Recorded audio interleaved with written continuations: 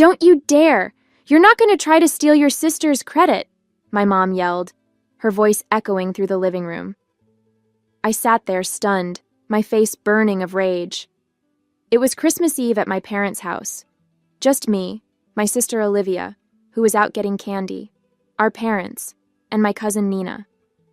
The tree was lit up, the scent of pine and cinnamon filled the room, and yet all I could feel was the weight of their judgment crushing me. My name is Sophie, I'm 28 years old, and for as long as I can remember, I've been the afterthought in my own family. My sister Olivia, the golden child, could walk on water as far as my parents were concerned. Meanwhile, I couldn't even breathe without them finding something to criticize. But this time, it wasn't just words, it was about the truth. Since July, I had been quietly sending my parents money every month to help with their bills, but Olivia had taken all the credit, and my parents believed her without question. When I finally tried to tell them the truth, my mom shut me down like I was some liar looking for attention. I didn't know what to say after that. My throat felt tight, and all the words I wanted to scream just stuck there. Nina, who had been sitting quietly in the corner, finally spoke up. "Wait a second," she said, her tone sharp enough to cut through the tension. "How do you even know Olivia's sending the money? Have you ever seen proof of it?" My parents looked at her like she had grown a second head. My dad waved his hand dismissively. "Of course Olivia wouldn't lie about something like that. She's been the responsible one since day one." Responsible. That word felt like a slap to my face. I'd spent the last 6 months tightening my own budget just to help them out, skipping dinners out with friends and saying no to things I really wanted. All because I thought it was the right thing to do. But no matter what I did, Olivia always managed to swoop in and make me look like the selfish one. Just as I was about to respond, the front door opened, and Olivia waltzed in, a bag of candy swinging from her hand. "What's going on?" she asked, her voice annoyingly cheerful, as if she hadn't just walked into the middle of a storm. She took one look at my mom's flushed face and my clenched fists and immediately put on her innocent act, tilting her head like she had no idea what was happening. "You need to explain to your sister," my mom said, pointing a shaky finger at me. "She's trying to claim she's been helping us financially when we all know it's been you." Olivia froze for a moment, her eyes darting to me, then to Nina, before putting on her most saccharine smile. "Oh, Mom," she said with a laugh, setting the candy on the counter. "I'm sure Sophie just misunderstood." She turned to me, her expression dripping with fake concern. "You know I've been handling this for months now. I didn't want to burden you with it." I stared at her, absolutely floored by her audacity. "Misunderstood?" I said, my voice trembling. "I've been sending them money since July, every single month, and you knew that, Olivia. Don't you dare act like this was all a mix-up." Nina crossed her arms, glaring at Olivia. "Yeah, Olivia. Care to explain why you've been so quiet about it all this time?" Olivia's fake smile faltered for just a second, but she recovered quickly, brushing her hair behind her ear like nothing had happened. "I don't know what you're talking about," she said, her voice dripping with condescension. "I've been helping out because, unlike you, I actually care about Mom and Dad's well-being." That was it. I felt something snap inside me. "Are you serious right now?" I shot back, standing up so fast my chair scraped loudly against the floor. "You've been letting them believe a lie for months, Olivia. You knew I was the one sending the money, but you just sat there and let them think it was you." "Why? So you could play the hero?" Nina stepped in before things got even more heated. "Hold on," she said, raising her hand like a referee. "There's an easy way to settle this. Did Olivia ever actually show you proof that she was sending the money? Bank statements, screenshots, anything?" My parents exchanged awkward glances, and my mom stammered, "Well, no, but we didn't think we needed to." Olivia said she was doing it. Olivia whipped around to face Nina, her smile now replaced with a glare. "You're out of place here, Nina," she snapped, her voice sharp and defensive. "This is a family matter, and frankly, You don't know the first thing about what's been going on. Nina didn't back down. Oh, I think I know enough, she shot back, her tone icy. I've watched you bask in the praise for something you didn't even do, Olivia. You've been feeding them lies, and you know it. Olivia let out a sarcastic laugh, shaking her head. You're unbelievable, she muttered, pulling out her phone. Fine, if you want proof, here. She scrolled through her files, then held the screen up to my parents. See? These are the receipts for the transfers I've been making, every month like clockwork. My mom's face softened as she glanced at the PDFs, but I knew better. I stepped closer, my heart pounding. Let me see those, I said, snatching the phone from her hand before she could protest. The receipts looked convincing. Her name, the amounts, even the transaction IDs. But something about them felt off. I turned to Nina, who leaned over to look with me. This is a lie! I exploded, my voice shaking the walls. The room went dead silent, but I couldn't stop. You faked these, Olivia. Don't act like you've been sending them money when you haven't sent a single dime. My chest heaved as I glared at her, daring her to deny it. I wasn't going to let her get away with this. Not this time. Nina, who had been so sharp just moments ago, suddenly stepped back, looking uncomfortable. I don't know. Maybe I went too far, she muttered, avoiding Olivia's glare. She wasn't going to take sides anymore, not with the tension this high. Olivia just smirked, holding her phone close to her chest like it was some kind of shield. Fine, I snapped, pulling out my own phone. You want proof? I'll show you my bank statements right now. My hands shook as I opened my banking app, only for the screen to freeze. No, I muttered under my breath, tapping furiously. It wasn't working. I closed it, reopened it, and tried again. Nothing. Come on, I hissed, panic rising in my chest. It's not working. How convenient, Olivia said smugly, her arms crossed. The one time you need to prove something, your phone just doesn't work. Sounds legit, Sophie. Enough, my dad roared, standing up and towering over me. You've embarrassed yourself enough already. If you can't back up your story, you owe your sister an apology. Right now. His tone was cold, final. And if you don't, you can pack your things and leave. I'm not letting you ruin Christmas with your jealousy. I froze, feeling the weight of everyone's eyes on me. Apologize? For what?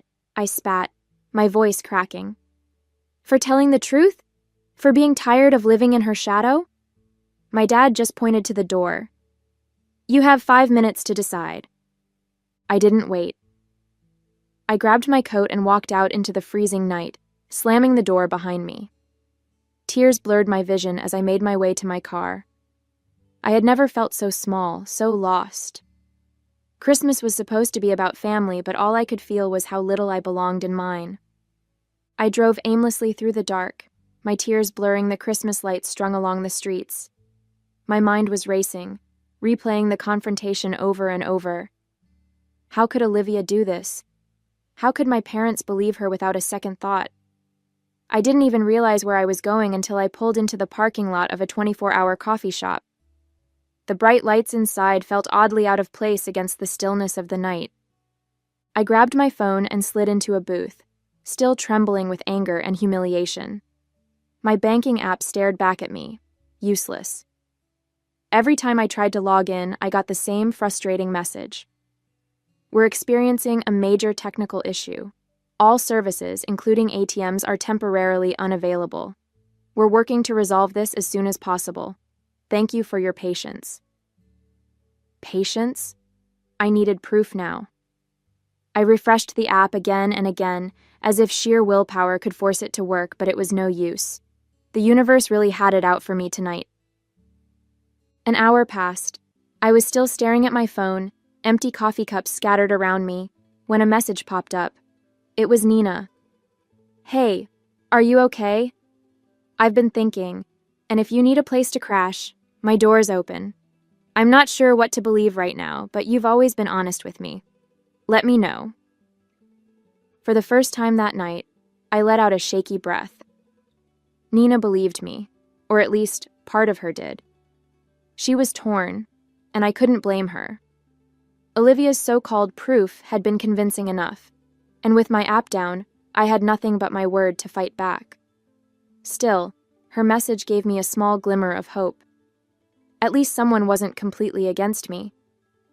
My parents lived in a small town, the kind where everyone knows everyone else's business.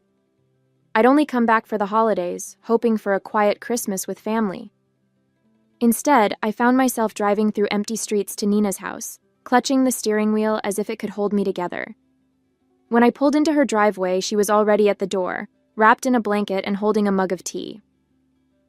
"Come in," she said softly, her expression a mix of worry and hesitation.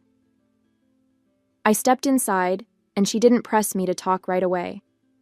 She just handed me a mug and led me to the couch, where I finally let out the breath I'd been holding since I walked out of my parents' house. "I'm not lying, Nina," I said after a few minutes of silence. My voice cracked, but I forced myself to keep going. "I swear to you, I've been sending them money every month since July. Olivia knew, and she let them think it was her. Those receipts she showed? They're fake. I know they are." Nina nodded slowly, still unsure. "I believe you," she said hesitantly, "but you have to admit, it doesn't look great right now, especially with the app not working. It's like the perfect storm." "I know," I whispered, my frustration boiling over. "But tomorrow, if the bank system is back up, I'll show them the proof. I'm not stepping foot in that house for Christmas Day unless I can prove Olivia's been lying." Nina sat back, looking thoughtful. "Everyone's going to be there tomorrow," she said quietly. "Your parents, Olivia, the whole family. If you walk in with proof, there's no way she can weasel her way out of it." "Exactly," I said firmly. "I'm not going to let her keep making me the bad guy. Not anymore." Nina gave me a small, encouraging smile. "Well, you can stay here as long as you need to. And tomorrow, let's hope the bank system is back up." The next morning, I woke up feeling a sliver of hope, thinking maybe, just maybe, the universe had decided to cut me some slack. But as I reached for my phone and opened the bank app, my stomach dropped. The same message stared back at me. "We're still experiencing a major technical issue. Services remain unavailable. Thank you for your patience." I groaned, running a hand through my messy hair. "Still down," I muttered, tossing the phone onto the bedside table.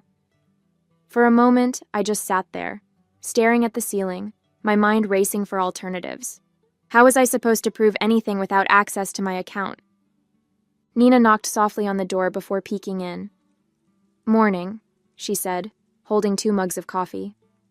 Her face fell when she saw mine. "Still no luck?" I shook my head, taking the mug from her. "Nothing. I don't know what to do, Nina. I can't just walk in there with my word against Olivia's. They'll never believe me." She sat down beside me, tucking her legs under her. "There's got to be another way," she said, thinking out loud. "Can you call your bank? Maybe they can verify the transfers over the phone?"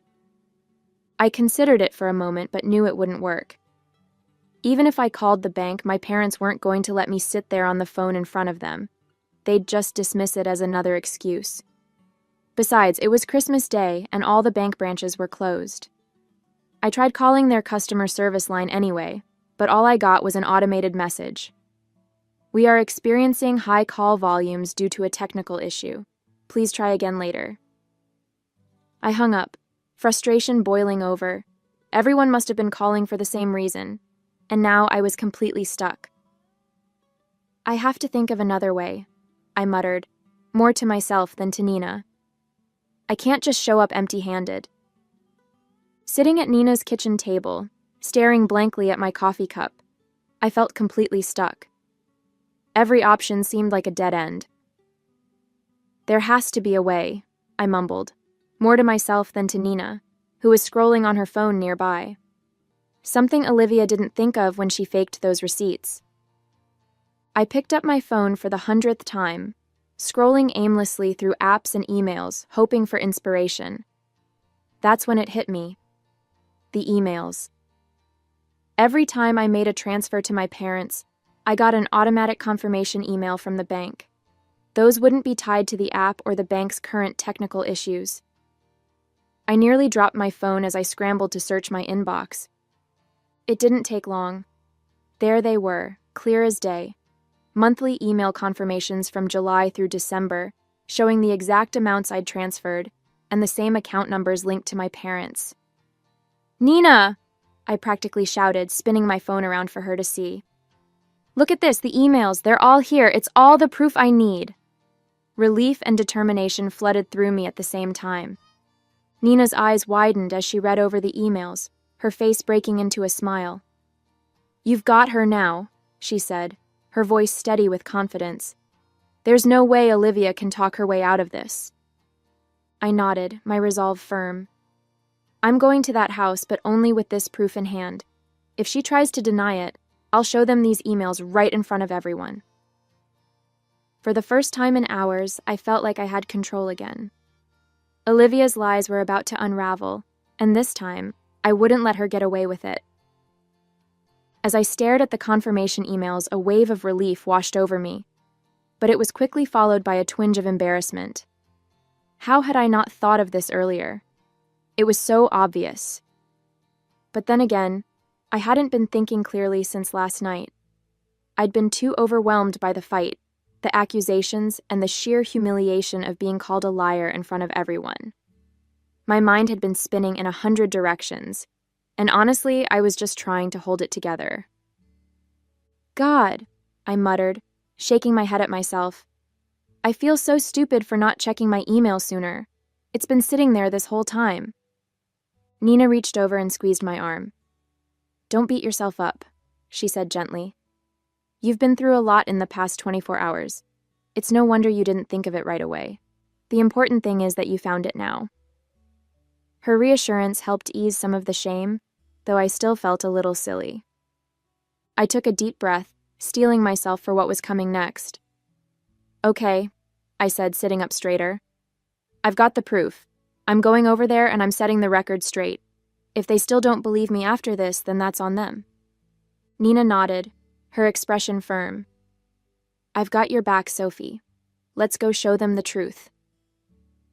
I pulled into my parents' driveway, gripping the steering wheel for a moment before stepping out. The sight of the house, decorated with twinkling lights and a cheerful wreath on the door, felt like a cruel joke. I wasn't here to celebrate. I was here to expose the truth. Nina gave me a small nod of encouragement before we both walked up to the door. My mom opened it, her face tight with disapproval. "So, you decided to come back," she said, her tone sharp enough to make me flinch. Behind her, Olivia was leaning casually against the wall, smirking. "Did you come to apologize, Sophie?" she asked, her voice dripping with mockery. My dad stood further back, arms crossed, looking like he'd rather slam the door in my face. "I just want to celebrate Christmas with the family," I said softly, forcing my voice to sound apologetic. "I don't want any more drama." My mom narrowed her eyes but stepped aside to let me in. Olivia let out a little snort as I passed her, whispering just loud enough for me to hear, "Took you long enough to come crawling back." I clenched my fist but kept my face neutral. Let her think I'd given up. Let them all think I was just here to grovel and move on. I played along, smiling faintly and staying out of the way as the house slowly filled with relatives. Cousins, aunts, uncles, they all greeted me warmly, none of them aware of the storm brewing beneath the surface. As we sat down for dinner, I felt my heart pounding in anticipation. I knew Olivia couldn't resist bringing up last night. It was only a matter of time before she used the moment to paint herself as the victim and me as the villain. All I had to do was wait and make sure my proof was ready. It didn't take long for Olivia to seize the spotlight.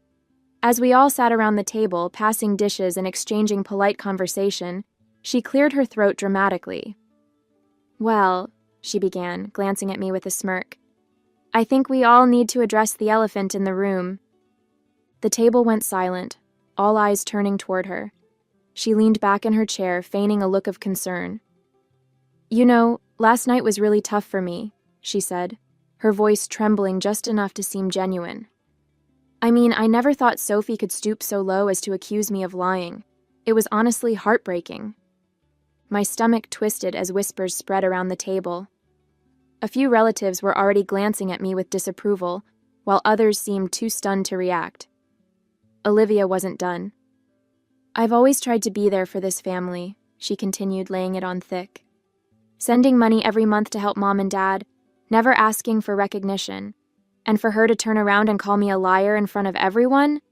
It's beyond hurtful."